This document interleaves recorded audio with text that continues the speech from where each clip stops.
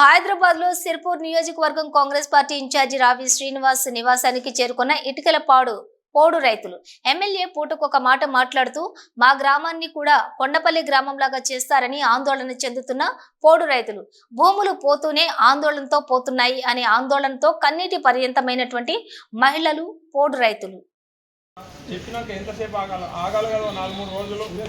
నేను కూడా మంత్రి గారితో మాట్లాడుతున్నా, ఏం వినకుండా మధ్యాహ్నం మళ్ళీ ఉల్టా స్టేట్మెంట్ ఇచ్చాడు. రేవంత్ రెడ్డి గారు ప్రభుత్వం ఖరాబ్ చేస్తుంది, అది చేస్తుంది, ఇది చేస్తుంది, మీరు ఎదుర్కోండి, కొట్లాడు అంటే కొండపల్లి భూములు లెక్క చేయడానికి చూస్తాడు వాడు. అంశాపురం ఇటుకలపాడు రైతులని పోయి చెప్పిందా నువ్వు చేయమని చెప్పి. మొన్న మీరంటే పోయిండ్రు, ఇటుకలపాడలు పోయిండ్రు, ఎట్లా అని అడిగిండ్రు, అది వేరే విషయం. మరి పొద్దుగాల సీఎంని కలిసినోడు మధ్యాహ్నం 4 రోజులు ఆ ఓపిక పట్టాలి కదా. అది మధ్యాహ్నమే ఉల్టా ఖిలాఫ్ స్టేట్మెంట్ ఇస్తే భూములు పోగొట్టుమనే కదా అర్థం. అంటే సమస్యను జటిలం చేసి భూములు పోతే రైతులందరూ నా చుట్టూ తిరుక్కుంటా కూర్చుంటారు, నాకు సపోర్ట్ దొరుకుతుందని ఆలోచనలో ఉన్నాడు వాడు. అది దయాదండం అని చెప్పి మీకు తల 3 ఎకరాలు 5 ఎకరాలు ఇయ్యమని చెప్పి ప్రాధాన్యపడాలి. కానీ అది కాకుండా మొత్తం భూములు పోగొట్టే పనులు పెట్టుకుంటే ఎట్లా? ఇంత నమ్మి ఓట్లేసి గెలిపించిన తర్వాత ఇట్లా నేను అజేషుడు మనం వీళ్ళందరూ అటు పోతే నేను కూడా సరే కానీ చేసి పెడతాడు కాబట్టి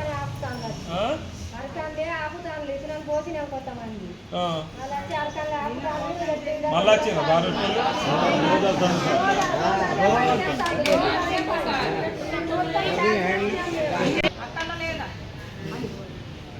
ఎందుకు చూడట 40 సంవత్సరాలు చేసుకున్నప్పుడు మేము వదలమని చెప్పి చెప్పాలి. మీరు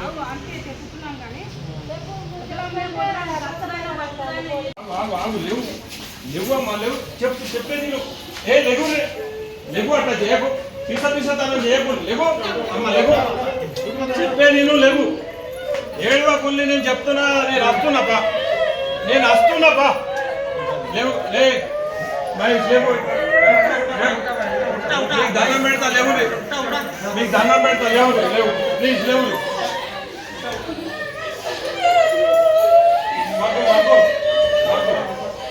మీకు చెప్తాను, నేను వస్తున్నా కదా, మీరు ఇక్కడ దాకా ఎందుకు వచ్చి నేను చెప్పినా కదా. నిన్న ఇటు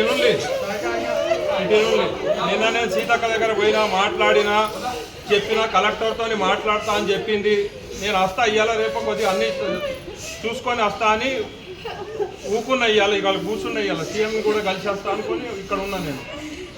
నేను డిఎఫ్ఓ గారితో మాట్లాడిన, భూములు పోవు, నేను అడుగుతున్నా, నా ప్రయత్నం నేను చేస్తున్నా. మొన్న ఎమ్మెల్యే చూసిండు కదా, మొన్న పొద్దుగాల ఒక సీఎంని కలిసిండు, సాయంత్రం వేరే స్టేట్మెంట్ ఇచ్చిండా లేదా?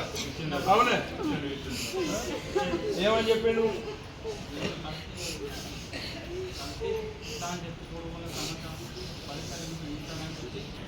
ఎందుకు వచ్చింది ఇక్కడ దాకా? నేను రాకపోను, అయ్యాలి రేపు నేను పరిష్కారం చూసుకొని నేను వస్తా అని చెప్పినా కదా.